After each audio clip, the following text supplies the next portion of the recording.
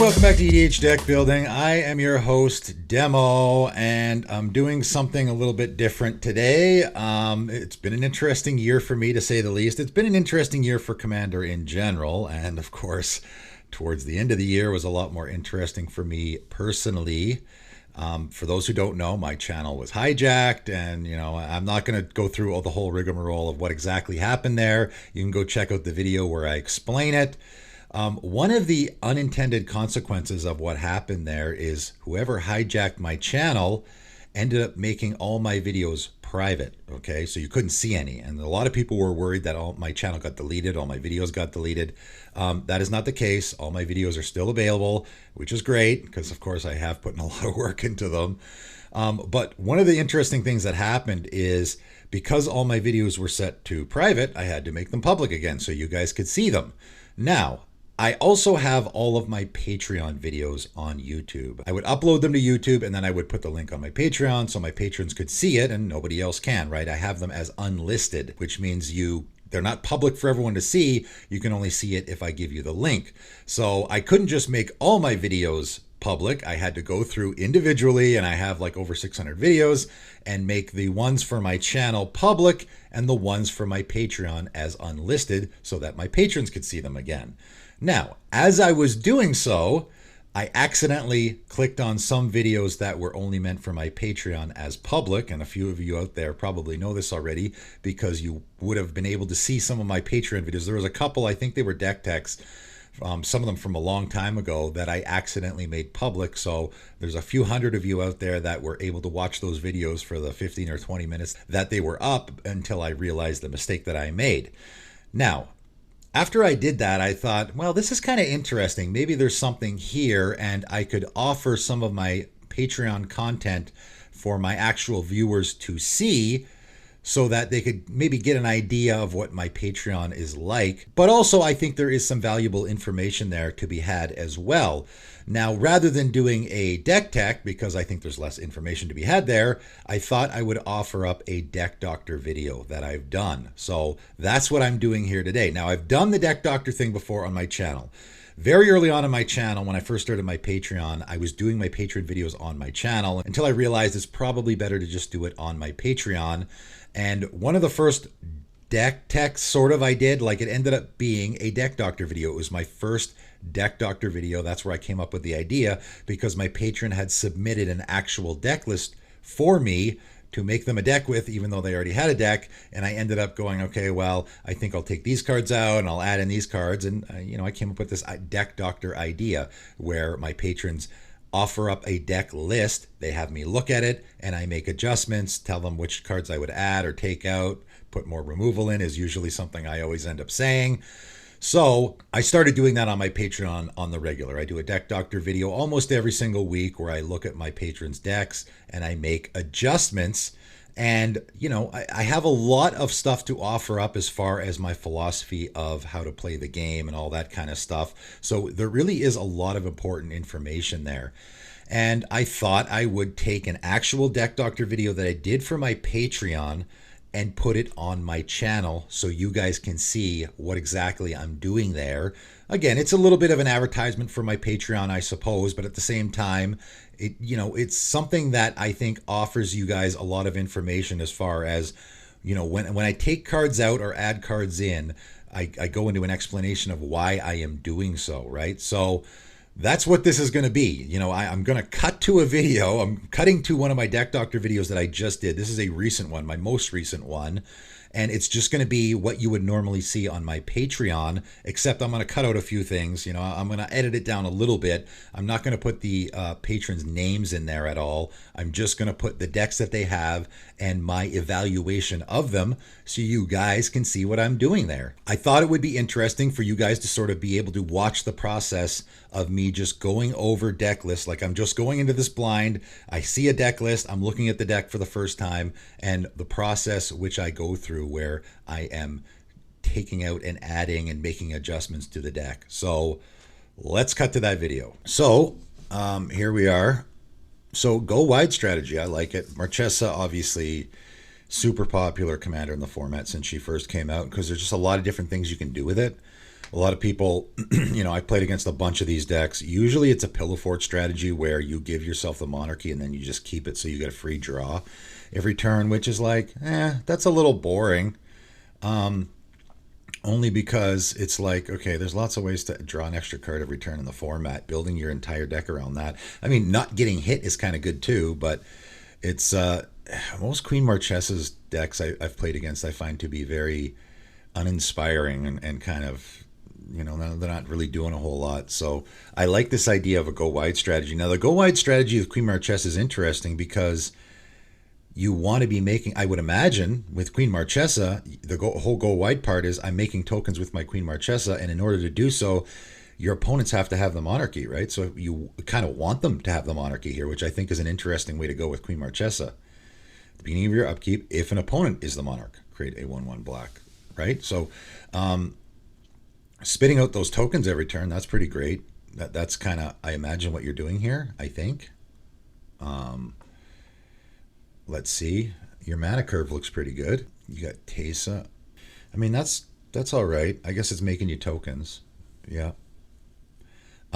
This actually works with what you want to do because your opponent's going to deal you damage. They'll get the monarchy that will trigger and they'll get it, but then their creature will get destroyed and you'll get a token. So I think that's a neat fit in the deck. Obviously, Tesa makes for a great blocker as well because it has protection from creatures. Assemble the Legion is one of the best go wide cards you can have. A couple cards come to mind, and it's funny because I literally just did a Mishra deck. What is it? Mishra Claimed by Gix, right? That would be a great fit, right? Again, just ignoring the backside whenever you attack, right? Because we are in a go wide strategy here. So I imagine you're creating a bunch of tokens and you want to swing with them. Your Death Touch tokens are great. Attack triggers are ideal here because then you don't care if there's any blocking going on. You don't care if you get in for damage. You don't need to get the monarchy back. That's how I would build this deck where if my opponent has the monarchy, that's fine. I'm getting an assassin token. Great. And if I get the monarchy, that's okay too. Another neat thing you could do here is put like Underworld Dreams and stuff. So you want your opponents to have the monarchy. And then, of course, the extra draw. Or you could do like Ebony Owl and Natsuke.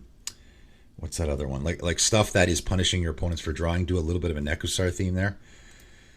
You could throw the Phyrexian Dragon Engine in, I guess, maybe. But Mishra Claimed by Gex. Whenever you attack, each opponent loses X life and you gain X life for X the number of attacking creatures. That's a great fit in this deck. What's another one? I mean, Cardur would be a good fit because you're doing stuff like that all the time. Garna is even better. Garna is fantastic for a go wide strategy. Obviously, you have a ton of little token creatures that when they die, you'll get to either draw a card or you get a damage to each of your opponents, right? If it was attacking, you get the draw card, so it fits the attacky theme. I think that's a great fit in the deck. You probably have Morbid Opportunist. You do. Dark Prophecy is another one of my personal favorites for if I am, if I'm doing a token theme, because you get, a lot of those, when your creature dies, draw card things don't work with tokens. Dark Prophecy does. Erebos also does. The one Erebos, those are my go-tos whenever I think of I'm doing a token strategy. Dark Prophecy, Erebos, and now Morbid Opportunist as well. Whenever another creature you control dies, you may pay 2 life if you do draw a card. So that's another one you could use for card draw. Again, we want card draw that's going to fit the strategy that we're doing. I'm trying to think, what's that other commander? Commissar or something like that, right? I can't remember. Commissar, yeah. Severina Rain is another great fit in a go wide strategy. Whenever Commissar Severina Rain attacks, each opponent loses X life, where X is the number of other attacking creatures. So that's a great fit as well. That's the kind of stuff I would look for in a go wide strategy. The number of attacking creatures, right? Look up a phrase like that. This guy maybe, right? So that's how. Does Adeline work here? Adeline seems like a good fit as well, right? Making tokens. She wants you to have lots of creatures in play. So again, you could look up phrases like that. Right? Does the battlefield was kicked? It deals X damage to any target where X is the number of attacking creatures. 6 mana is kind of a lot, but So I would look at stuff like that. Fumika the Lowblood's not bad. You probably want to encourage attacking here. You could do a little bit of a goad theme as well. There's Mishra again. Mishra I think is a great fit. Mishra and Commissaire Severina Rain I think are both fantastic fits. Garna as well, fantastic fit. And any go wide strategy. I don't think you have any of them. You have Mari the Killing Quill, because your commander is an assassin and you also are making assassin tokens. So yeah, that probably is a good fit. Also, it's just graveyard hate, right? Whenever a creature an opponent controls dies, exile it. That on its own is good in any commander deck, right? All right, let's see what else you have. So let's start questioning some of the things that you already have. So Doom Traveler, it's okay. Like, you want to make you're in a token theme. Like, you don't have Anointed Procession. I know it's expensive, but obviously in a Marchesa deck, you could just throw it in any Marchesa deck because you're getting double the assassin tokens. You also have a bunch of other token makers, right? I don't know, like, it looks like you're doing a little bit of an Aristocrats theme, and that's not, you don't want an Aristocrats theme here. Like, you have Zulabor Cutthroat, you have Bastion of Remembrance. Like, you want your creatures to stick around. You don't want us to be sacrificing them, right? That's to me, that's what a go wide strategy is I have a whole bunch of tokens in play and I'm firing them at my opponents. Ophiomancer, another good fit here. I think there is a lot of you could also do Death Touch attacks or something. I gotta remember what this card is because it fits in a lot of Hooded Blightfang. Whenever a creature with death, do you have that? No. Whenever a creature with Death Touch attacks, each opponent loses. Again, this is how you win the game. You win the game with Severina Rain, with Mishra, with Hooded Blightfang. Now all your assassin tokens. Like, that's how I would build this deck. Is I'm just cranking out those assassin tokens. Let your opponent have the monarchy, right? Now I'm draining my opponents every time, and then there's lots of cards that fit this theme. Hellrider. Whenever a creature you control attacks, deals 1 damage to any player. So now that 1/1 token is not very menacing, but if I have Hellrider and Mishra out and, Hooded Blightfang, now my opponents are taking, like, a whole bunch of damage before I even connect. Calamity something or other. What's that called? Cavalcade of Calamity. There's a couple of cards like this. Whenever a creature you control with power 1 or less attacks, deals 1 damage to, so that, again, another effect like that. So you really could go to town on your opponent's life total by swinging with those 1/1 tokens. And again, they have Death Touch, so it's unlikely that your opponents are going to want to block. If they do, that's fine. They can lose their creature. So for that reason, I would, like, I see you have Deflecting Palm. I don't know how much of the, first of all, Deflecting Palm is, like, okay. I don't love it. This is a card that used to get played in Commander a lot. I would prefer Come Up and Settle the Wreckage, stuff like that, where you can really, instead of just the one shot, you can just get an absolute blowout with cards like Come Up and Settle the Wreckage. But I don't know if I want to do the Pillow Fort thing here at all. I see you have lots of other Monarchy cards. Court of Ambition is good because it's going to drain your opponents. Even if you don't have, this one's real punishing, man. I've played against this in a game and it's like, oh my god, like, if they don't have the Monarchy, if you don't have the Monarchy, you're just draining your opponents for 3 life every turn and they have to discard a card. That's really good.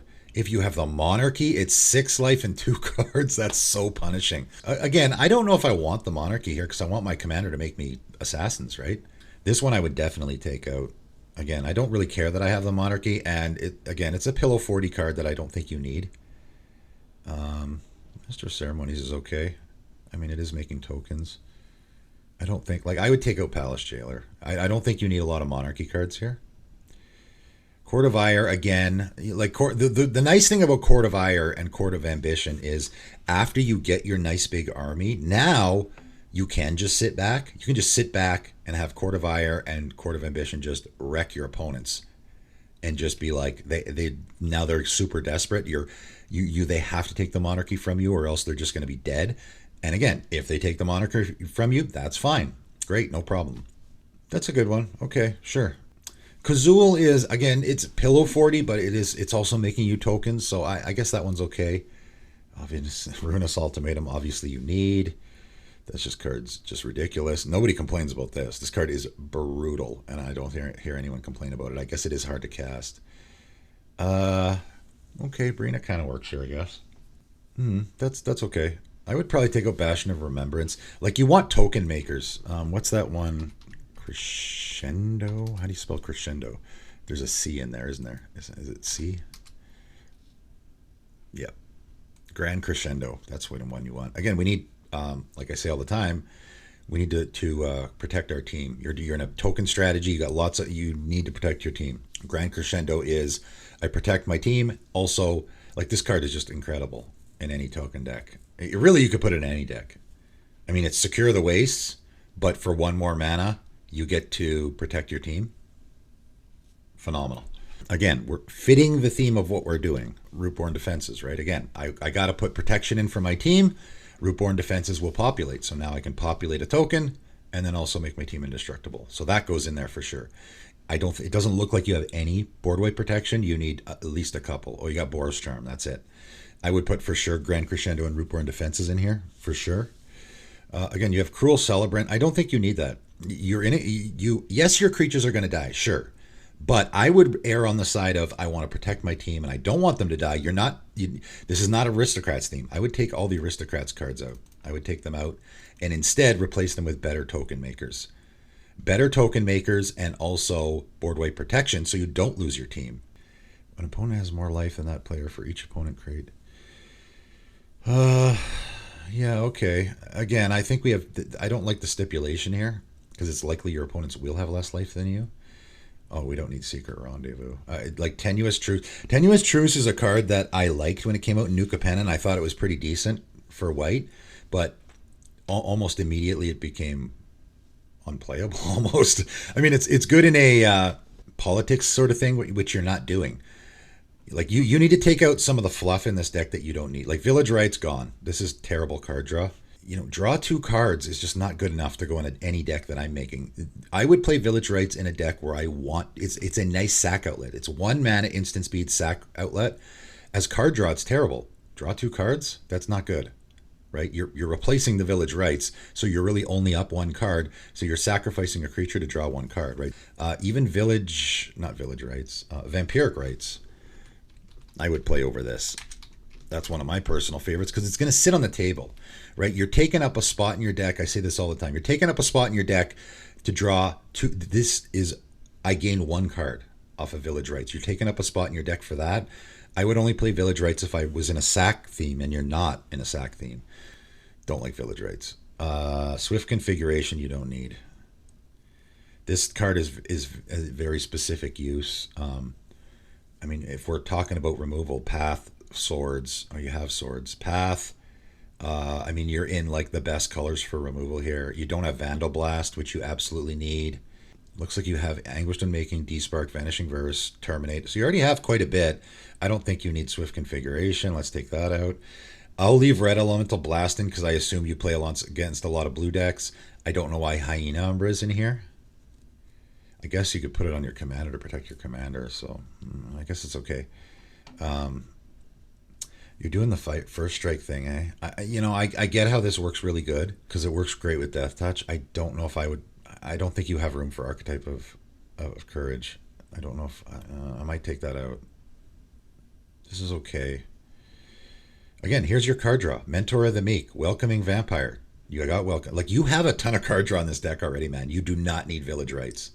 You do not. And again, Dark Prophecy or Erebos or something like that, or Garna, are way better. Like, let's take this out. I'm mentioning a bunch of cards. Again, here's a card. I need ramp cards, so I'm going to pick the one that fits my theme, which Keeper of the Court, of course, does because it's making tokens. Master Ceremonies. Again, it sort of fits the theme of what I'm doing. It's giving me card draw. It's giving me treasure tokens, right? Or creature tokens. So I like that. I would definitely take out Palace Jailer. Right? I'm making room here. I would probably take out Archetype of Courage. I understand what you're doing there. I just don't think we have room. I think you have enough remove. I don't like Damn, as I've said before many times, but if you guys like it. Again, this is just a bad board wipe, in my opinion. We're in the situation where I am in a go-wide strategy, so I want by invitation only because now I can pick 3, sacrifice 3 tokens, and my opponents have to sacrifice their whole team. That is so much better than Dam. Dam just destroys all creatures, and I have zero advantage. If I'm putting a board wipe in my deck, I want advantage me. I can pay one more mana and have this massive advantage for myself. Or Austere Command, I can just destroy all the big creatures and leave all my tokens in play. Or just destroy all the artifacts and enchantments, right? Because I don't have a lot of artifacts and enchantments in my deck. I don't like Dam here at all. I don't like this card at all. I would never put this in a deck. I can't think of a situation where I would. As a targeted creature removal, not very good. Again, we already have better options. Terminate is a better option, right? Swords is a way better option. Again, this is just a good stuff card that I don't think you have room for. I would take it out. I don't like the afterlife thing. Again, we're not in a sacrifice theme. You have 0 sack outlets in this deck. This guy works pretty good in a sack theme, but you're not in a sack theme, right? Archivist of Ogma is better than this, or Busybody, right? Again, Busybody's a great fit here because you're making tokens. Your commander spits out a token. This is just tap draw card. Better than this. And it's a creature. Again, we're in a go wide strategy here, right? So we want stuff stapled on creatures. You could put Ravenous Chupacabra in here for the same reason, because we want our ability stapled on creatures. I don't love Knight of the White Orchid, but here it's okay. I would put a few more of these in. Put a few more creatures. There's a bunch of these 2-mana creatures that go get lands. Now, Stoic Farmer is my personal favorite because it guarantees, like, I don't play Knight of the White Orchid anymore because there's a lot of times it won't get you a land. Stoic Farmer always gets you a land. Secret Rendezvous is definitely gone. Again, you have, like, Painful Truths is just a million times better than Secret Rendezvous. A million times better, right? And I have Morbid Opportunist, Mentor the Meek, Welcoming Vampire, right? You already have a lot of card draw. You have way too much card draw in here. Tenuous Truth is gone. You could also put in Tocassia's Welcome. Another, again, it's just Welcoming Vampire 2.0. Put that in instead of whatever I just took out, which Secret Rendezvous. Yeah, that's definitely a no-no. You're gonna have a ton of card draw in this deck. You don't need it. You don't need Tenuous Truth, and you definitely don't need Secret Rendezvous, right? Look at the deck you're in, right? You're in a deck where you have Painful Truths, which is a million times better than Secret Rendezvous, right? Just draws you 3 cards, and your opponent doesn't get anything. I think your removal's pretty good. Again, I don't like your board wipes. I would take out Dam and put in By Invitation and Austere Command. And I would have a few more. Like, Grand Crescendo is probably one of the best token makers in the entire format now. So it might be expensive. I don't know. Again, some of these cards might be expensive. I don't know. I throw out the ideas. Monologue Tax, okay. I mean, what does this guy do? Yeah, this is... no, Stoic Farmer is better than this guy, for sure. Again, I don't like the stipulation. The stipulation is fine. That's what white does. Like, your opponent has more lands than you. But Stoic Farmer, if I have more lands than everybody, at least it goes to my hand. I like that. So that guy's just better than this guy, in my opinion. You can foretell it, right? There's a bunch of these 2-mana ones. You might want to throw a couple more in there. I don't think we need Deflecting Palm here. We don't want to do the Pillow Fort thing because your opponent, you're totally okay with your opponent's taking the Monarchy. You're totally okay with it, right? Think about it this way. My opponent takes the Monarchy. On my next upkeep, not only do I get an Assassin token, but that Assassin token enters the battlefield and I get a card draw off my Welcoming Vampire anyway. Or my Tocassia's Welcome anyway. So I'm not down anything. And then maybe I can immediately, and this is what's so great about the Monarchy, you just immediately get it back then. After you get your Assassin token, right? This is what I want to do with a Queen Marchesa deck. And maybe, right, and Teysa is actually a really good fit here now that I think about it. I make my token on the upkeep, right? This is why I don't like the Pillow Fort strategy with Queen Marchesa, because you can get the card draw and the token. I make the token on my upkeep, then I immediately, that's what she's supposed to be doing. You immediately get the Monarchy back, and then on your end step, you get to draw the card draw as well. You get both. You get the token and you get the card draw. And then I get another card draw off my Welcoming Vampire. And if I have Tocassia's Welcome, I get another card draw, right? That's what you want to be doing in this deck. Right? That's what you want to be doing with this deck. I would have a few more token makers, particularly ones that are spitting out a token every turn. If we're talking about card draw, like, you don't even need Painful Truths. Even Painful Truths isn't great here because you could put Busybody in this deck and you could put Benny in this deck, right? This is just a card drive return, right? So that's what, and again, stapled on a creature. We're in a go wide strategy here. So take out Painful Truce, put in Benny Brax. This guy's going to probably cost 1 mana to cast, right? I don't like Mind Stone here. This is, again, you don't need the card draw. Let's take out Mind Stone. It's giving you colorless mana and you're in a 3-color deck. You absolutely need, and I don't think this is expensive. Again, this is a card, just like with Auric Lore Mage, that I'm shocked you guys never put in your decks. I can't believe how many decks I see that don't have Ornithopter Paradise. This is my go-to. Even in a monocolor deck, I will put this guy in. It's a creature. You're in a go-wide strategy. You can even attack with it if you want to get more numbers with your attacking creatures. There's nothing saying you can't, right? And it adds 1 mana of any color. It's a 2-mana rock that adds mana of any color. You know how many of those there are? Not very many, right? Arcane Signet, and that's about it, right? And it's a creature which you want. Okay, so that for sure goes in this deck. Again, I really like Garna in this deck. I really like that Commissaire Severini Rain. I really like Mishra in this deck. Rootborn Defenses and Grand Crescendo for sure go in this deck. Those are absolute musts. And then I would maybe even put another one as far like Selfless Spirit or something as far as board wipe protection goes. And then I don't love your board wipes. Again, I don't love Damn. Blasphemous Act is great. By invitation only an austere command. I don't know if you need Whisper Silk Cloak. I don't know if you need Hyena Umbra. If you want to protect your commander, okay. Again, maybe you're in a play group where your opponents play lots of removal because they watch my channel and they know they should do that. You have General's Enforcer as well. Great fit. Again, makes your commander indestructible. By the way, also works with the Commissaire is a human as well, I believe. It's going to make that one indestructible.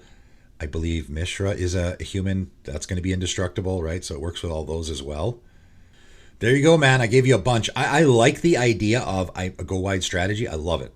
Love it. But we really need to actually be making tokens. I get away from the Pelfort thing. We don't need it at all. Stick with the go wide strategy. I like that a lot. All right, moving on. Let's see what we're doing here. I see some very weird cards right away. So first thing, like Voyager Staff, the number one thing you want is Voyager Staff.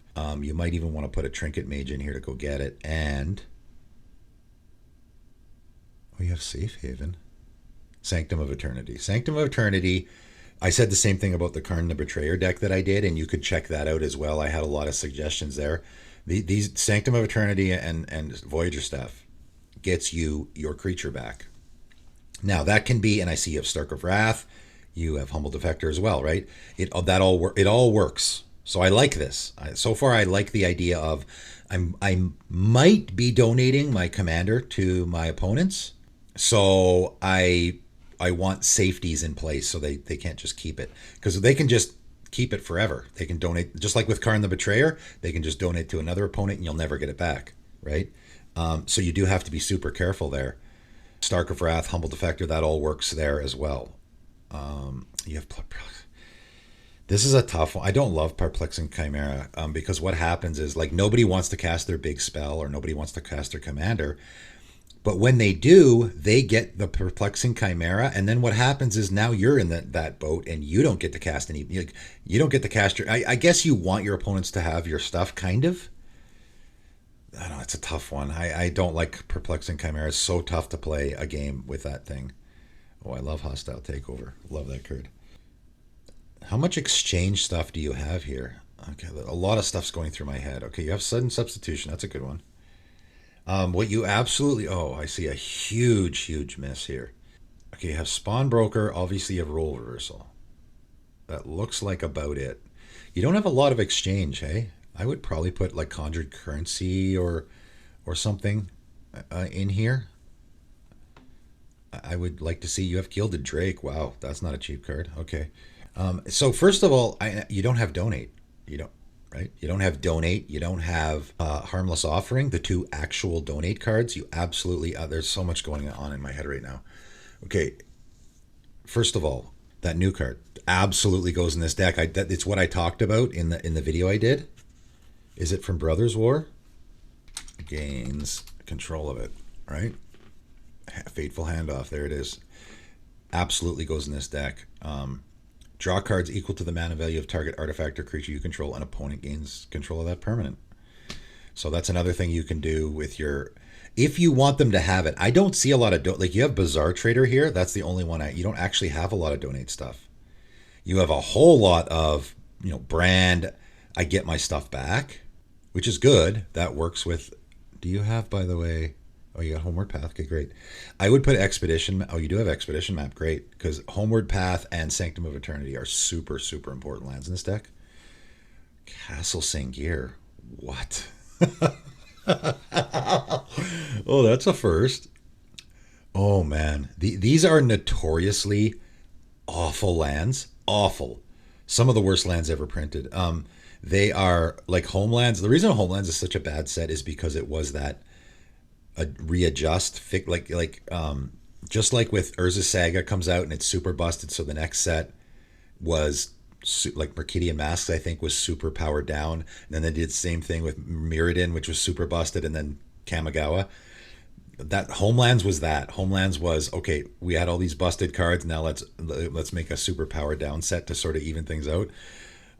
This is terrible. Anything is better than this, man. Anything. I mean, do you have Bajuka Bug? You don't have Bajuka Bug. Put Bajuka Bug in. There you go. Bajuka Bug is a absolute must if you're in a black deck. Okay, I'm getting off topic here. It doesn't appear you have a ton of actual donate effects here. I mean, you certainly have. You have Gilded Drake, Humble Defector, Stark of all that works, and then I can brand or I can, I like Curfew. I don't know if it works here because your opponent gets to pick. I mean, are you just bouncing your own creature back to your hand before you have to donate it? Because I thought we wanted to donate. I like the Voyager Staff. I like the Sanctum of Eternity. There's lots. I mean, there's a huge miss here. A couple of huge. This is the other thing that you can do in the deck. First of all, if I'm making a Grixis deck, I put Chaos Warp in because it deals with enchantments.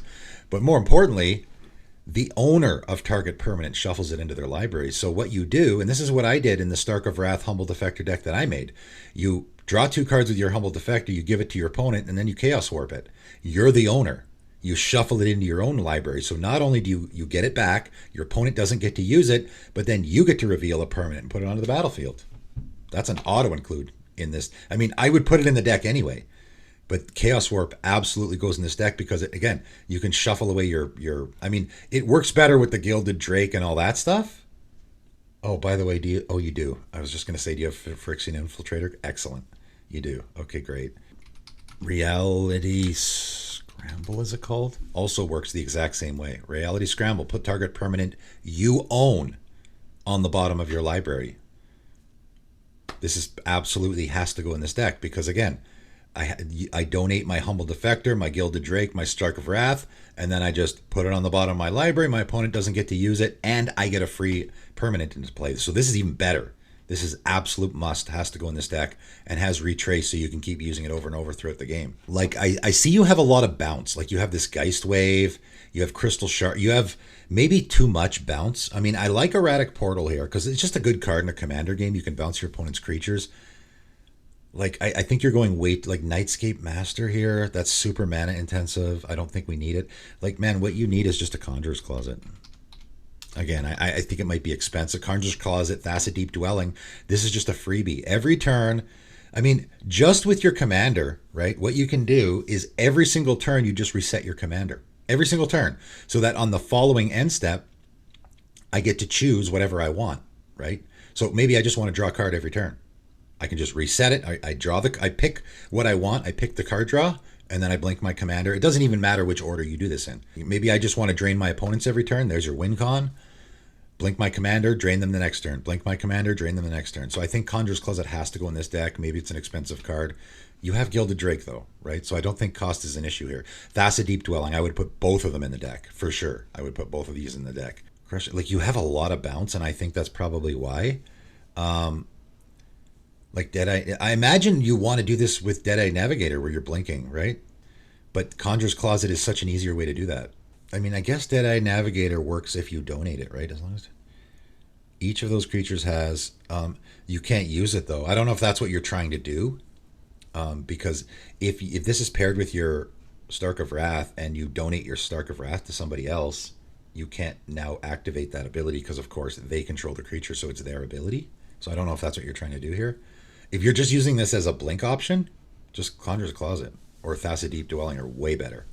Free, right?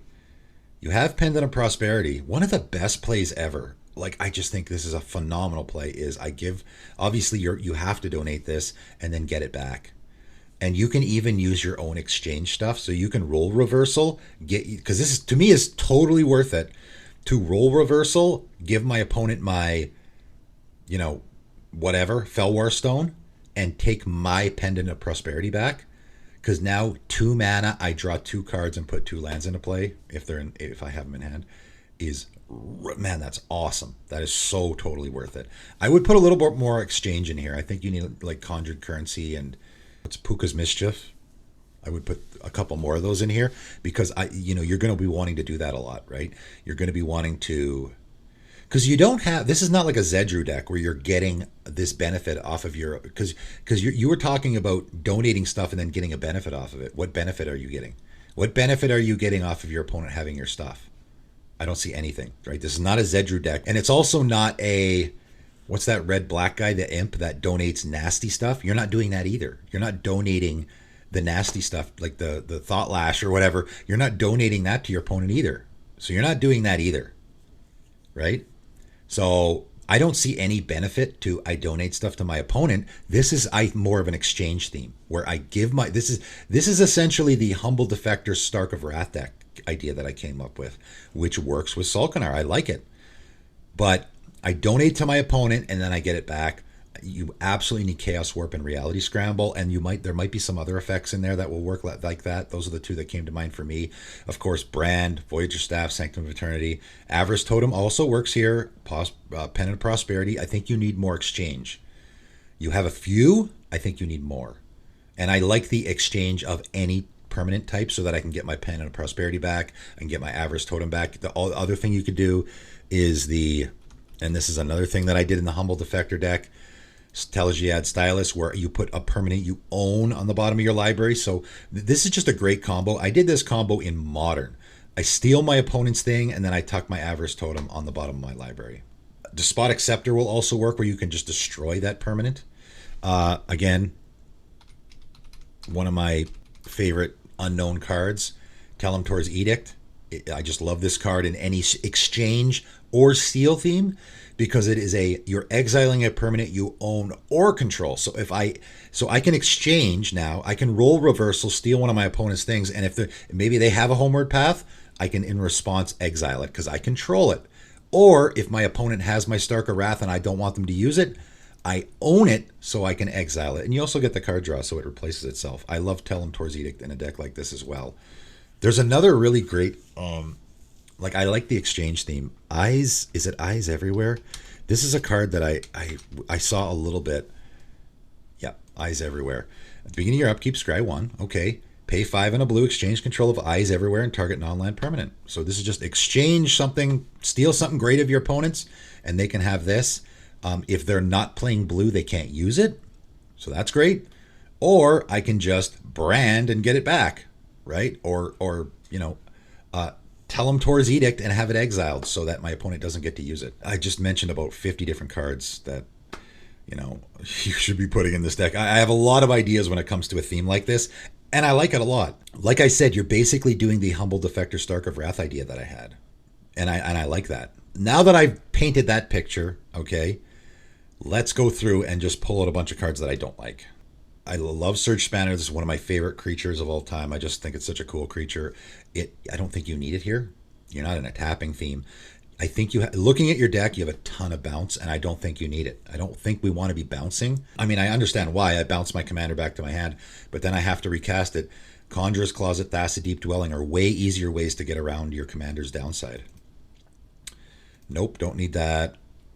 I mean, if you're in a blank strategy, right now, if I put Conjurer's Closet and Thassa Deep Dwelling in here, now Lord Xander kind of works. By the way, again, if cost is not an issue, Imperial Recruiter seems like a pretty good fit here. Again, you are, if we have a Conjurer's Closet out, that seems pretty great. And you do have a lot of blinking, you have a lot of bouncing, so ETB creatures are great here. And Imperial Recruiter gets your Humble Defector, it gets your Stark of Wrath, It also gets your Phyrexian Infiltrator, so it gets a lot of really important creatures in your deck. It'll also get your Priest of, by the way, Priest of Bloodright also works great with blinking, right? Because Conjurer's Closet, I get a 5/5 demon token every turn, so I don't know. I don't think we have room for that. No, Demonic Lore. Again, this works great if you are donating, but you're not donating. You don't have. I mean, this doesn't work Bazaar Trader because Bazaar Trader doesn't do enchantments. Oh, by the way, here, Croesus' Catacombs, there. That's way better than Castle St. Gear. Let's put that in there. This is a great thing to donate, but what are you donating it with? Again, you have a couple of, like, Spawn Broker won't do it. Role Reversal will do it. 2 target non-basic, non-creature permanents that share a card type. Okay, so that'll do it. So you only have a couple ways to donate this. So what if you can't donate it? You're just stuck with it, and it's going to kill you. If you're going to put stuff like this, or some of those other nasty ones like that enchantment that makes you lose the game, you got to make sure you can get rid of it, because if you can't offload it, you're screwed. So we definitely don't want that. And I just don't think you're not in a donate theme here at all. You're in an exchange theme. There's a big difference. All right, let's go through here and take out. I mean, I love Curfew. This is exile a creature you control. I understand that you can reset it. Again, Conjurer's Closet, Thassaid Deep Dwelling. I don't think we need this. Again, this is just another really slow, mana-intensive option when you can just put those other ones in. No, that's not good enough. Again, you just have way too much bounce here. Destroy target creature that was... No. This is really bad removal. You can do better. Again, you don't have Vandal. Neither of you guys had Vandal Blast in your deck. Like, what's going on? Come on, guys. You all, again, no Ornithopter. Like, this is what I'm talking about, guys. Ornithopter of Paradise. Not only is Ornithopter of Paradise a incredible mana rock, again, it is both an artifact and a creature, so I can it works with the exchange thing. So now I can exchange my Ornithopter of Paradise for my opponent's Vorinclex, or I can exchange my Ornithopter of Paradise for my Pendant of Prosperity and get it back. Ornithopter of Paradise. Put it in the deck, absolutely for sure. I don't love Geist Wave. Again, I think you have way too much bounce. I mean, removal, Rapid Hybridization, Pongify, Curse of Swine, Raven Form, all the blue stuff goes in here. The blue creature removal is almost better than the black creature removal in the format, I think. I know it sounds weird, but it is. I mean, you obviously need Feed the Swarm. Chaos Warp, again, is an absolute must here. Might want to put Wild Magic Surgeon, maybe. Go for the Throat. Man, this is the second deck I've seen this in. This is to me is an unplayable card now. Terminate and Infernal Grasp are both 0 stipulation. They're both way better than this. So I would take out Go for the Throat for sure. This is okay. I don't know if you need this. It's okay.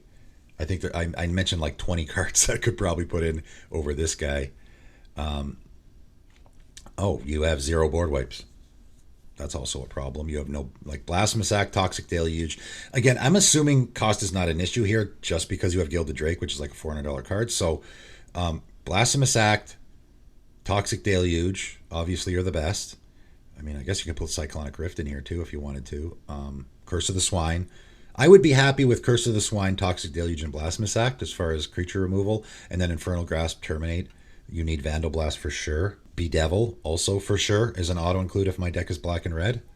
Wishclaw Talisman, that works. Again, we need more exchanging because I want to donate this to my opponent and then immediately get it back with some of my exchange stuff. So I would put Conjured Currency, Puka's Mischief in here because I think they can target any permanent.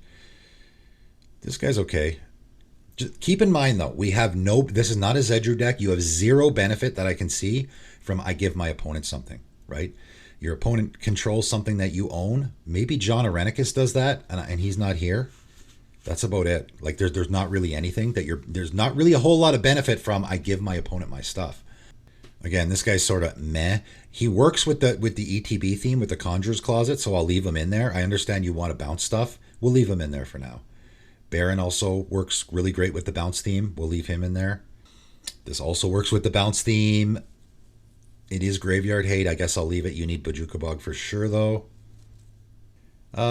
More working with the blinking theme. Like, man, Conjurer's Closet, Thassaid Deep Dwelling, put them both in here. This is not great removal. I understand you're trying to bounce stuff. Return target permanent to owner's hand. Okay, we'll leave this in. Just because it bounces a permanent. It also destroys a non-black creature and an artifact. That's not bad. We'll leave that in. Again, Crystal Shard's just too much. This is another return permanent. Okay. Also could be. I know you asked about win con. Listen, man. Just I attack with my creatures. You just ride it out. You just play your deck, and people's life totals get low, and then once they do, you start swinging. Again, the exchange theme works when you have an exchange or steal theme. You don't need a win con because you just take your opponents. Right? My opponent has an Elish Norn or something. I just steal it. More exchange stuff. More exchange and or steal stuff. That's your win con. Rebuild is okay. Again, I would put Vandal Blast in over this in a heartbeat. So we'll take that out. Protection Rackets. That's a cool card. What's that red one, by the way? That goes in here. What's the red? Is it a voting thing? Seize the Spotlight. There it is. Yeah. For each opponent, choose Fame or Fortune. Each opponent chooses Fame. They get to choose. For each one who chooses Fame, gain control of a creature that player controls until end of turn. The gain control thing works really, really nicely with the theme that you're playing. Untap it, it gains haste. For each player who chooses Fortune, draw a card and create it. Like, this card is incredible. Anybody who doesn't want their stuff stolen, you get to draw 3 cards and create 3 treasure tokens for 3 mana. That's pretty good. And then it works with, like, again, the Telemtor's Edict. I'll gain control of your creature and then exile it. I like that a lot. You could also do the Safe Haven thing where you blink it. Safe Haven's a neat fit here, I think. Also can get that with your Expedition map as well. Seize the Spotlight's a great fit here, I think. I don't love this. Again, you're way too heavy on the bounce theme. And again, you have no good counter spells. Whereas an Offer You Can't Refuse, Counterflux, at the very least, I would put those 2 in. Maybe Negate or something. Saw It Coming. Those are all my favorites. You're way too heavy on the bounce here. Again, this is a creature that you probably want to donate to your opponents, right? So, actually, you know what? I like this. I like this here because what you can do is in the beginnings, you just smash your opponents with this. Again, you need a win con. I'm smashing my opponents with a giant 6/6 flyer that later in the game I can donate to them. So now they can't win and I can't lose. So that's pretty good. You might want to do a couple more of these where you have these creatures that have a horrible downside. They're big, beefy creatures with a horrible downside that later in the game I can donate to my opponents after I smash them with it a few times. Identity Thief, that's interesting. I think I like this. You may exile another creature, non-token creature. Yeah, it blinks a creature that you don't control. So you can blink your Stark of Wrath and get it back. I like that. Doesn't work with your commander, though, because you'll kill your Identity Thief, so be careful there. You'll legend rule yourself because your Identity Thief will still be a Solkanar until the end of turn. So when your Solkanar comes back into play, you'll have to kill one. So, but it does work with the Gilded Drake and all that stuff. Again, this is just 2 mana intensive. Don't need it. Okay, sure. I don't think split cards get played enough in Commander.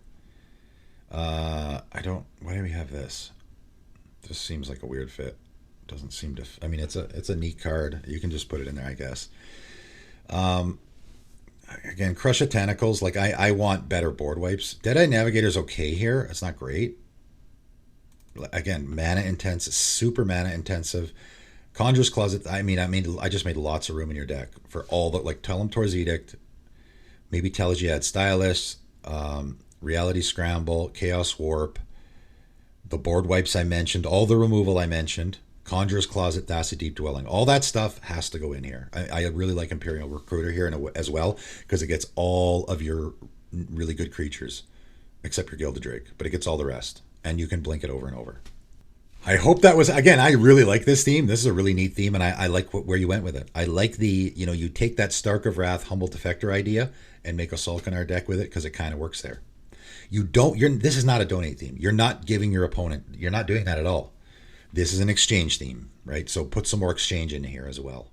So there you have it. That is a Deck Doctor video as I would do it for the most part on my Patreon. And again, if you guys are at all interested in that kind of thing, feel free to join my Patreon. Even if you're on the lowest tier, you will have access to Deck Doctors. Like I said, I do them on my channel every week. I usually do 2 patrons per video. They usually last about an hour. I think there's a lot of valuable information to be had there. Again, people aren't going to agree with me. I have my own way of building decks or, adjusting decks as well.